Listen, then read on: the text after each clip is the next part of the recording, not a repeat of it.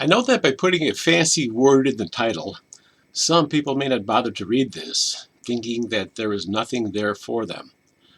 I decided to leave it in there, because life is like that.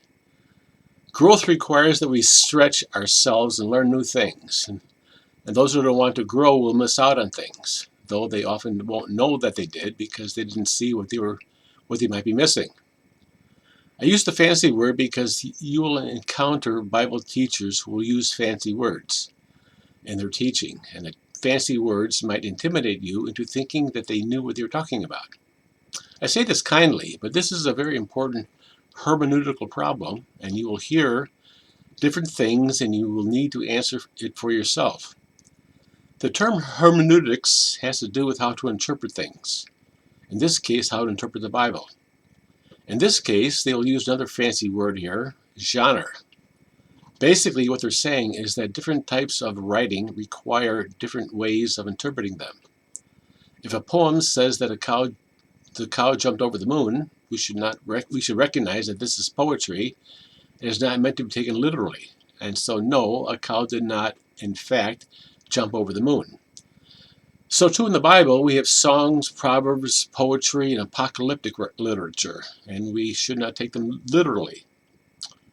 You can make the case that the moon shall not be turned to blood, literally, but then there is the expression, one of you shall chase 1,000, and two of you 10,000.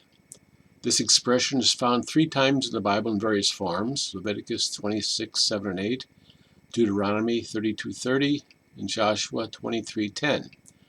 Obviously, we can't take that literally, right? One of you shall chase 1,000? Really? Except that it did happen, literally, at least twice in the Bible. In 1 Samuel 14, Jonathan went off to face the entire Philistine army by himself, and God gave him the victory. And Gideon faced an army of over 100,000 soldiers with a force of 300. Gideon had more soldiers at the beginning, but God told him to send most of them home. God didn't want any natural explanations for the outcome of the battle. People are so smart today that they believe that there are natural explanations for everything. And you, when you read the Bible, will encounter verses that sound too good to be true. And you have to decide if the Bible means what it says or just exaggerated for effect. Remember, for a miracle to be a miracle, the situation has to be hopeless, with no way out. And God will ask you, is anything too hard for God? Jeremiah 32:27. The challenge of life in the Christian life is to keep our focus on a God who is invisible and who speaks in a still small voice while we are bombarded constantly with noise, music, video, and talking heads. So we read the Bible to hear God's word to us, and maybe in the form of what we call poetry. And it may say something that sounds too good to be true. And you have to decide if that's what God meant or not. I'm just saying, don't assume that it is not, just because it's poetry.